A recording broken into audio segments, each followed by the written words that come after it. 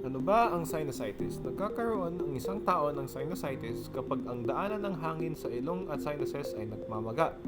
Sinuses ang tawag sa mga malakwebang espasyo ng mga butong nakapaligid sa inyong ilong at ang mga ito ay kadalasan naglalaman ng hangin. Bahagi ang mga ito ng drainage system ng ulo na matatagpuan sa noo o frontal sinuses, sa tabi ng ilong, sa loob ng cheekbones o maxillary sinuses, sa likod ng tulay ng ilong o sphenoid sinuses at sa taas na bahagi ng ilong o ethmoid sinuses. Sa apat na sinuses na yan, ang pinakamadalas magkaroon ng sinusitis ay ang frontal at maxillary sinuses. Ang lagusan ng sinuses ay nababalot sa tinatawag na mucous membrane. Kapag namaga ang inyong mucous membrane, maaring sumikip o magsara ang daanan. Kaya mahirap para sa sinuses na maalis ang nakabara. Dahil sa pagbabara, maaring tumaas ang pressure sa loob ng sinuses kaya nagdudulot ito ng mga panakit. Ang sinuses ay nanatiling barado sa mahabang panahon ay maaring pagmulan ng impeksyon dulot ng bakterya o virus. May iba't ibang uri ng sinusitis at maaring mahati sila sa pinakasanhi ng pagbabara, sa temporarity o kung gaano katagal o kadalas ang kondisyon, at sa severity o kung gaano kalala naman ang naramdaman mga simptomas ng pasyente. Kapag sipon na galing sa virus, ang sanhi nito ay tawag viral sinusitis. Minsan naman ang impeksyon ay galing sa bakterya at ito ay tinatawag na bacterial sinusitis. Ang bacterial sinusitis ay kailangan pagalingin sa pamamagitan ng antibiotics, pero kapag ito ay viral, hindi gumagana ang antibiotics. Ang allergic rhinitis o pagmamaga ng lining ng ilong ay isa rin posibleng sanhi, pati na rin ang pagkakaroon ng nasal polyps o bukol na tumutubo sa loob ng ilong at deviated septum o ang pagtatabingi ng ilong. Depende naman sa tagal ng simptomas, maaari mahati ang sinusitis sa acute at chronic. Ang acute sinusitis ay tumatagal ng 2-4 na linggo, habang ang chronic sinusitis naman ay maaaring tumagal ng higit ng 12 weeks o mas matagal pa. Maraming salik ang nauugnay sa chronic sinusitis kagaya ng allergic rhinitis, pinsala sa nasal bones, deviated nasal septum, paninigarilyo at exposure sa mga nakakairitang usok at amoy. Sila ay nagpapabilang sa mas malawak na pangkat ng chronic rhinosinusitis without nasal polyps. May mas maliit na pangkat naman na may nasal polyps o mga maliliit na tumutubong laman sa loob ng ilong. Pag sinilip ay misto lang binalatang ubas. Sila ay bumubuo ng 25 to 30% na may chronic rhinosinusitis.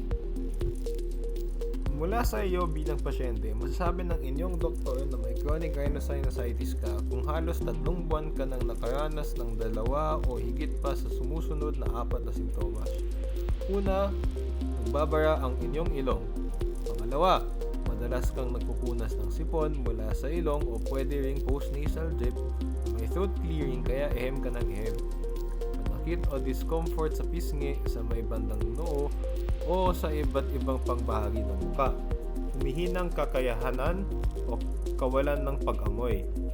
Mga iba pang simptomas na maaari mong maramdaman ay lagnat, ubo, panakit ng lalamunan, pagkirot ng ngipin, hirap sa paghihinga, mabahong hinihinga, paghihina ng katawan, maaari ring makaramdam ng mga pagmamaga ng tuklap ng mata, lalo na sa paggigising sa umaga. Importanteng masabi natin kung sa loob ng 3 buwan ay mayroong panahong wala ka naman simptomas at mukhang pabalik-balik lang ang infeksyon. Dahil maaring may acute bacterial rhinosinusitis ka at hindi chronic rhinosinusitis.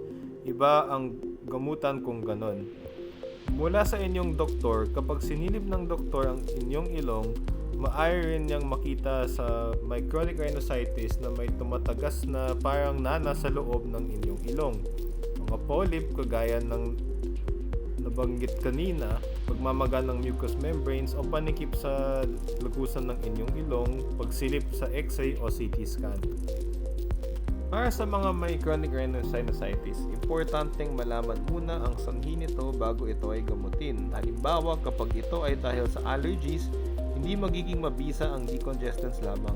Sa mga may chronic rhinosinusitis na walang nasal polyps, maaaring magreseta ang inyong doktor ng intranasal corticosteroids na kadalasang spray sa loob ng ilong.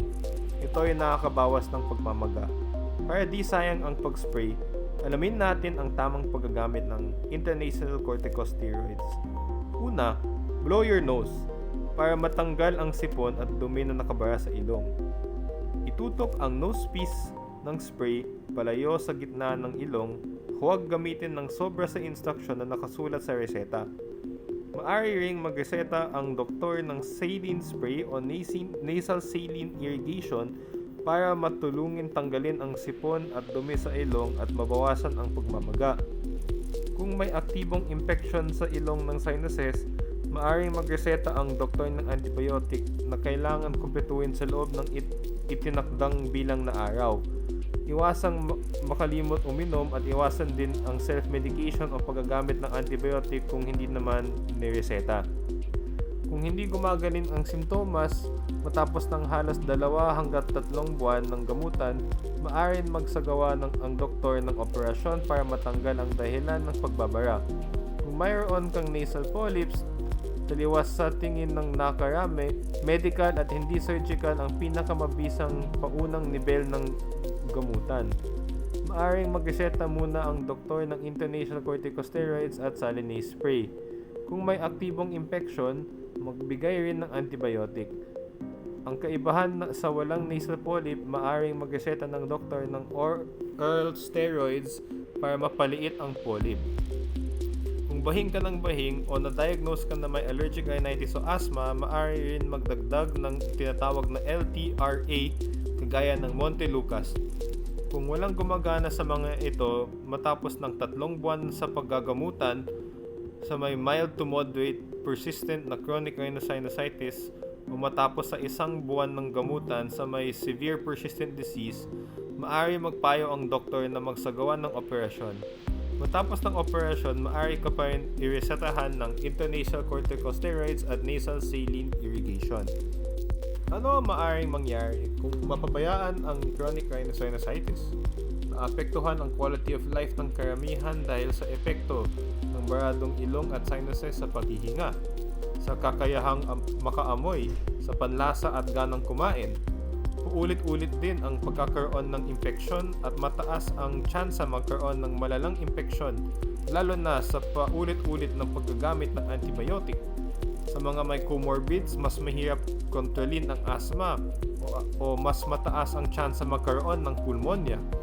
May mga kailangan na maaring magkaroon ng infeksyon sa mata o utak, maaring madulot ng hospitalization.